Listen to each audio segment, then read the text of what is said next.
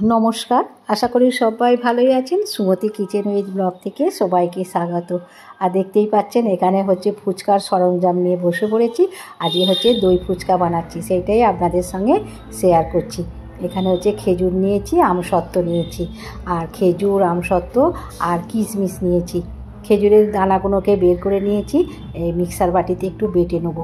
আর এই যে আর হচ্ছে কিশমিশ নিয়েছি, একসঙ্গে একটু জল দিয়ে মিক্সার বাটিতে বেটে নিচ্ছি। আর এখানে হচ্ছে 2 কাপ জল দিলাম, আর 1 কাপ হচ্ছে চিনি দিলাম।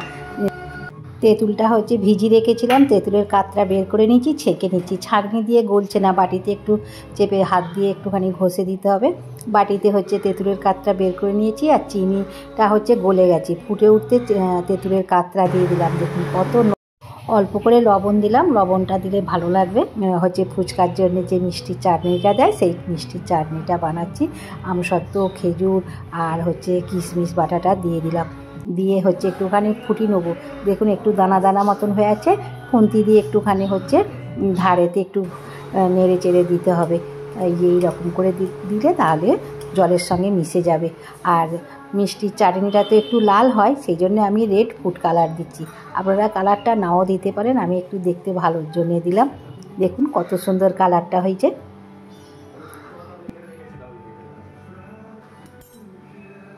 এখানে 1 চামচ হচ্ছে কর্নফ্লাওয়ারকে জলে গুলে দিলাম। চাটনিটাতে একটু ঘন করতে হবে, গাঢ় করতে হবে। আর যেহেতু পাতলা আছে, একটু গাঢ় করার জন্যে কর্নফ্লাওয়ারকে জলে গুলে দিলাম। অল্প করে দিলাম, একটুখানি করে দেবো আর নাড়বো। বেশি দিয়ে দিলে কিন্তু একবারে ঘন হয়ে যাবে, গাঢ় হয়ে যাবে। সেই জন্য হচ্ছে অল্প অল্প করে দিলাম। দেখুন অল্প করে দিলাম, আর সবটাই হচ্ছে দিলাম না। দেখুন একটু রেখে দিলাম। সবটা দিলে কিন্তু খুবই ঘন হয়ে যাবে, গাঢ় হয়ে যাবে, মানে থকথকে মতন হয়ে যাবে, ভালো লাগবে না। ভালো করে হচ্ছে ফুটিয়ে নিচ্ছি।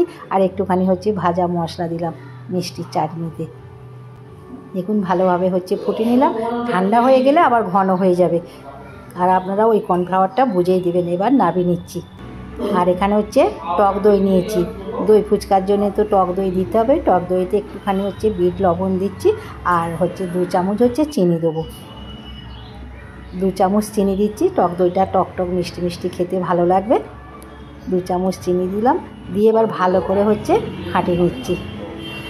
দেখুন ফাটিয়ে নিচ্ছি। আর মিষ্টি চাটনিটা অনেকটাই হয়েছে, সবটাই তো ফুচকাতে লাগবে না, রেখে দেবো।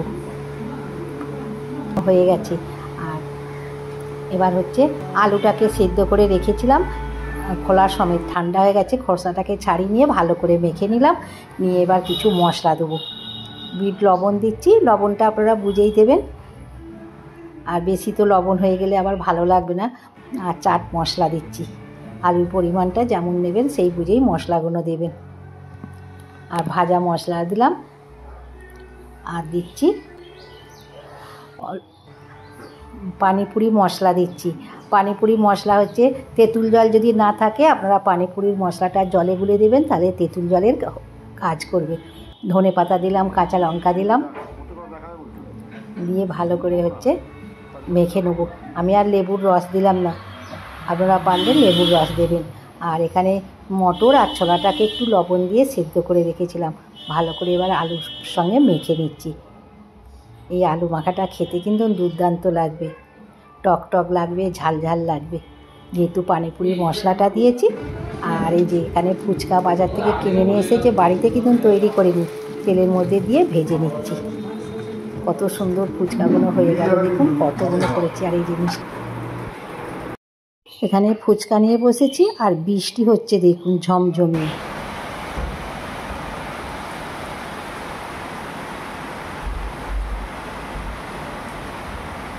সুপারি গাছটা যা দুলছে, মনে হয় যেন ভেঙে যাবে। আর ঝমঝমিয়ে বৃষ্টি কাকে বলে, এই দেখুন।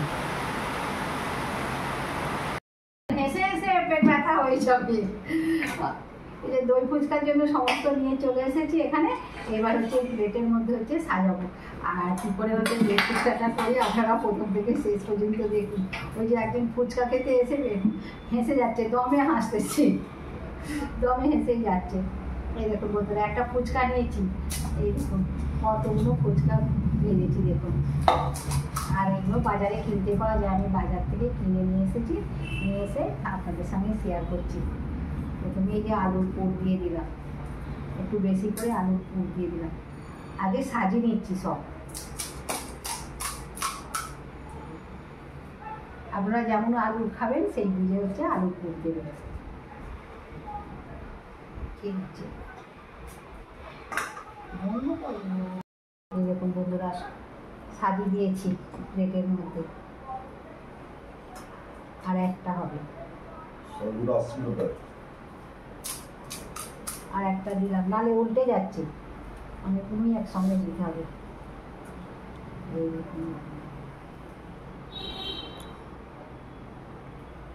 এবার হচ্ছে টক দই দিচ্ছি। টক দইটা তো তৈরি করেছি, আপনাদের সঙ্গে শেয়ার করেছি। টক দইটা তো মিষ্টি মিষ্টি, খেতে ভালো লাগবে। বাজারে তো দই ফুচকা কিনে খাওয়া হয়, আজকে বাড়িতেই বানিয়ে আপনাদের সঙ্গে শেয়ার করলাম। এবার ভাজা মশলা দিচ্ছি।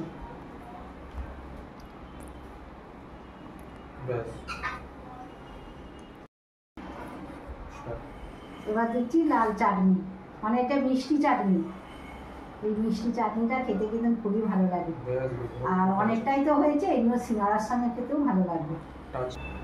চোখে দেখতে পাচ্ছি, গায়ে একটু ভরে গেছে। তোরা যেমন খাবি তোরা আবার করে দিবি। এবার দিচ্ছি ঝুরি ভাজা। আচ্ছা, আমি আমার মতন করে ঝুরি ভাজা দিচ্ছি, তোরা তোদের মতন করে ঝুরি ভাজা সমস্ত কিছু তৈরি করে খাবি। আমি এটা বোম্বাকে করে দিচ্ছি। আর ধনে পাতা আমি দিলাম না, আপনারা যদি পছন্দ করেন ধনে পাতা দেবেন। আমি আলুর পুরেতে ধনে পাতা দিয়ে রেখেছি, সেই জন্য আর ওপর দিয়ে ধনে পাতাটা দিলাম না। দেখুন হয়ে গেল আমার দই ফুচকা। তাহলে বন্ধুরা নিশ্চয়ই প্রথম থেকে শেষ পর্যন্ত দেখবেন। ভালো লাগলে চ্যানেলটিকে সাবস্ক্রাইব করবেন, লাইক করবেন, শেয়ার করবেন, আর কমেন্ট করে জানাবেন আজকে দই ফুচকা কেমন হয়েছে। হয়ে গেছে শুরু। দেখুন বন্ধুরা, সমস্ত দই ফুচকাগুলো হয়ে গেছে। এবার আপনাদের দাদাকে আর ছেলেদের দিকে দেবো। এখনো তো অনেক আছে, ওরা খাবে যতগুলো ততগুলোই হচ্ছে করে নেবো। আর বন্ধুরা, কি ঝমঝমিয়ে বৃষ্টি হচ্ছে, আর ওই পাশে আপনাদের দাদা ফুচকা খাচ্ছে, দাদা আর বোনটা। কত ভালো লাগছে বলুন তো, বৃষ্টি হচ্ছে আর ফুচকা খাওয়া হচ্ছে, দই ফুচকা।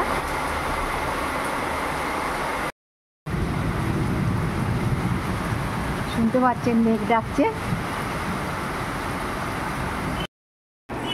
না, বুম্বা আর হচ্ছে আপনাদের দাদা ফুচকা, দই ফুচকা খেতে বসেছে। বুম্বার তো হচ্ছে দারুণ জিনিস এটা ফুচকা। ও টিফিনেতে মাঝে মাঝে ফুচকা খেয়ে আসে মাঠে গিয়ে। আর এখানে তো বাড়ি থেকে বেরোচ্ছে না, বাড়িতেই বলছে ফুচকা, দই ফুচকা বানাও, খাবো। সেই জন্যে বানিয়ে দিলাম। কেমন খাচ্ছ? আস্তে খাও, সাবধানে। বুম্বা ভালো হয়েছে? ভালো হয়েছে? সব ঠিকঠাক আছে? শুনতেই পেলেন আপনাদের দাদা আর হচ্ছে এই যে ও ভিডিও করে, ও আজকে খাচ্ছে, আমি ভিডিও করে দিচ্ছি। খেয়ে বলছে ভালো হয়েছে। তাহলে বন্ধুরা, আবার কোনো একটা নতুন রেসিপি নিয়ে দেখা হবে। আর একখানে সুস্থ থাকবেন, ভালো থাকবেন, আর অবশ্যই আমার পাশে থাকবেন। নমস্কার।